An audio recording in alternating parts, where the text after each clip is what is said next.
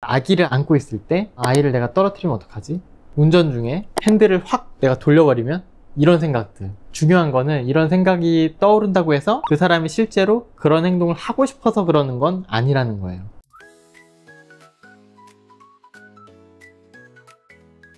가끔 이런 얘기를 듣는 경우들이 있는데요. 나는 그런 사람이 아닌데 이상한 생각이 자꾸 떠올라서 너무 무섭다. 특히 해치고 싶지 않은 사람을 나도 모르게 해치는 상상을 한다든가 갑자기 위험한 행동을 떠올리는 경우도 있다라고 해요. 본인은 전혀 그런 생각을 할 필요도 없었고 그런 의사도 없는데 그런 생각이 떠오르면 내가 마치 이상한 사람은 아닌가라고 걱정을 많이 하시더라고요.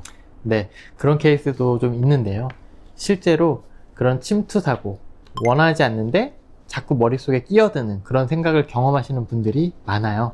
예를 들어서 칼을 들었는데 문득 이걸로 내가 누굴 해치면 어떡하지? 이런 생각이 스쳐 지나간다거나, 다리를 그냥 멀쩡하게 건너갔다가 지금 뛰어내리면 내가 어떡하지? 이런 엉뚱한 상상들이 계속 나타나는 건데, 아기를 안고 있을 때 아이를 내가 떨어뜨리면 어떡하지? 운전 중에 핸들을 확 내가 돌려버리면? 이런 생각들. 중요한 거는 이런 생각이 떠오른다고 해서 그 사람이 실제로 그런 행동을 하고 싶어서 그러는 건 아니라는 거예요. 강박증이 없는 정상적인 사람들도 그런 생각들이 떠오를 수 있다는 이야기입니다. 뇌는 원래 수많은 상황이나 자극들을 시뮬레이션 하거든요. 대부분의 사람들은 이런 생각이 잠깐 스쳐 지나가고 말지만, 강박이 있는 경우엔 그 생각이 떠오른 그 사실, 떠올랐던 그 사실 자체에 너무 집중을 하게 됩니다.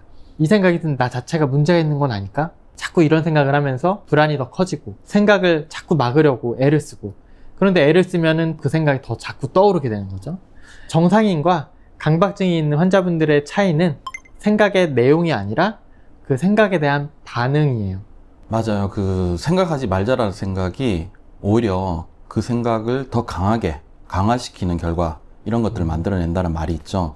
그럼 이런 침투 사고가 반복되는 경우 꼭 치료는 해야 되는 걸까요? 단순히 생각이 떠오르는 것만으로는 치료가 필요한 거는 아니에요. 왜냐하면 누구나 그런 상상은 할 수 있거든요. 중요한 거는 그 생각에 대해서 내가 어떤 반응을 보이느냐예요. 이상하네? 하고 그냥 넘어가면 괜찮은데, 그 생각을 내가 너무 두려워하고 자꾸 그걸 확인하려고 하고 피하려고 하고 이게 반복적인 행동에까지 이어지게 되면은 그건 치료가 필요한 단계일 수 있습니다. 특히 이 생각이 떠오르는 내가 나쁜 사람인 것 같다 라는 식의 죄책감이나 불안을 반복해서 느끼게 되면 일상에도 심각한 영향을 미치게 되니까요. 생각은 생각일 뿐이라는 걸 받아들이는 게 참 어렵지만 결국 그걸 받아들이는 연습이 필요하다, 이런 말로 이해를 하시면 될 것 같습니다. 우리는 보통 생각을 내가 통제할 수 있다라고 착각을 하지만요, 생각은 자동적으로 떠오르는 경우가 많아요.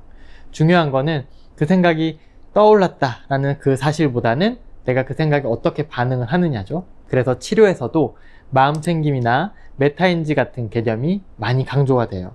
단순히 생각을 억누르는 게 아니라 그 생각이 지나가도록 허용하는 힘, 그러니까 반응을 다르게 훈련하는 게 치료의 핵심인 거죠.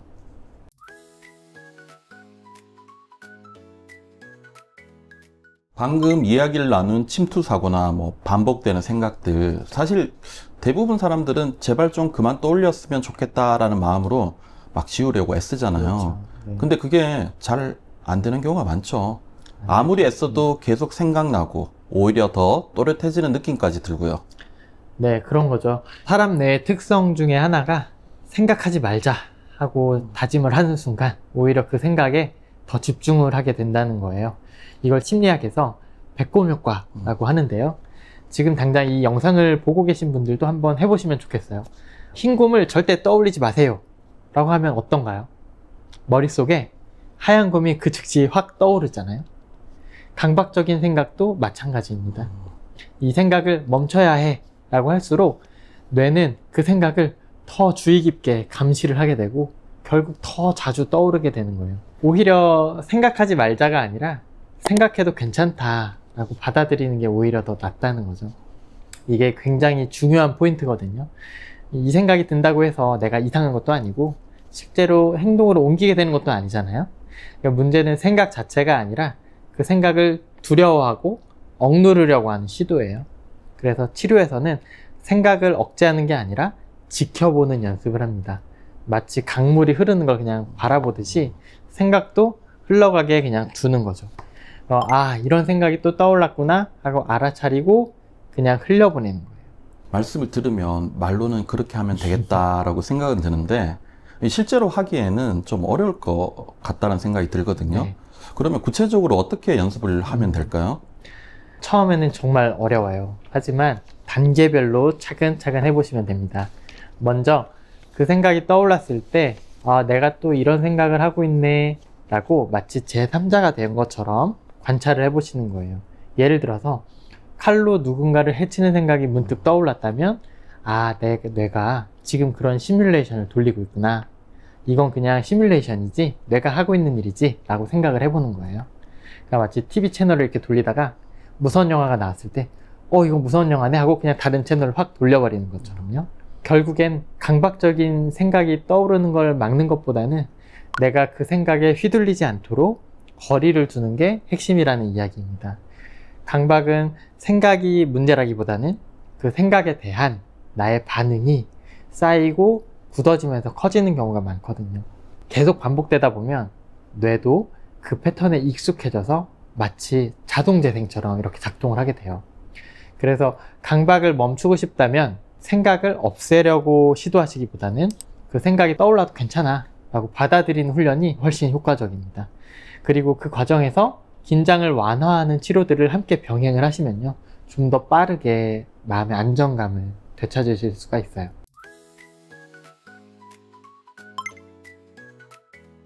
강박 환자분들 이야기를 듣다 보면요, 이게 이상하다는 걸 아는데도 도저히 못 멈추겠다 하시는 경우가 많죠. 특히 문단속이나 손 씻기처럼 반복적인 행동들 말이에요. 본인도 이게 지나치다는 걸 알면서도 계속 해야만 한다 이렇게 말씀하시거든요. 네, 그런 분들 정말 많습니다. 네, 이런 경우는 단순한 습관이 아니라 뇌에서 계속 너 지금 문제 있어 라는 신호를 보내고 있는 상태예요.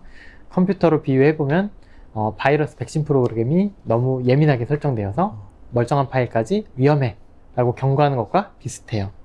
실제로는 아무 문제가 없는데 뇌는 계속 뭔가 불안하다고, 위험하고 안정적이지 않다고 느끼는 거죠.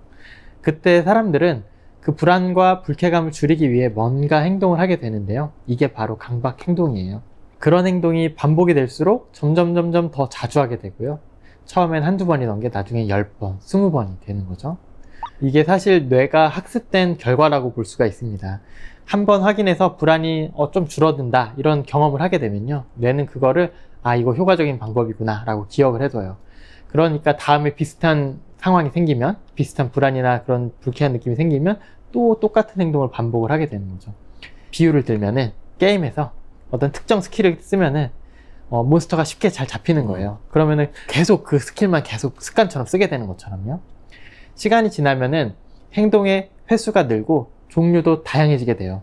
처음에는 문단속으로 이제 시작을 하셨던 분이 나중에 가스밸브, 전기 코드, 수도까지 막 온 집안을 다 확인하고, 그러다가 결국엔 집 밖에 외출도 굉장히 어려워지고, 그런 경우들도 생기게 되는 겁니다. 본인이 이게 과하다는 거 알면서도 멈추고 싶어도 도저히 멈추지 못한다라는 그런 말씀이시죠? 네, 이게 중요한 거는 본인들이 다 그걸 다 알고 있어요. 그러니까 지나치다는 거 다 알고 계신데 그 불안이랑 불쾌감이 너무 내가 감당 못할 만큼 막 너무 강하니까 결국엔 반복할 수밖에 없는 거죠. 그러니까 스마트폰 알람이 울리면, 계속 울리면 우리가 그걸 확인하지 않고는 못 베기잖아요. 맞아요. 요새 별거 아닐 거라는 걸 알면서도 그 알림을 끄지 못하면서 이제 신경이 계속 쓰이잖아요.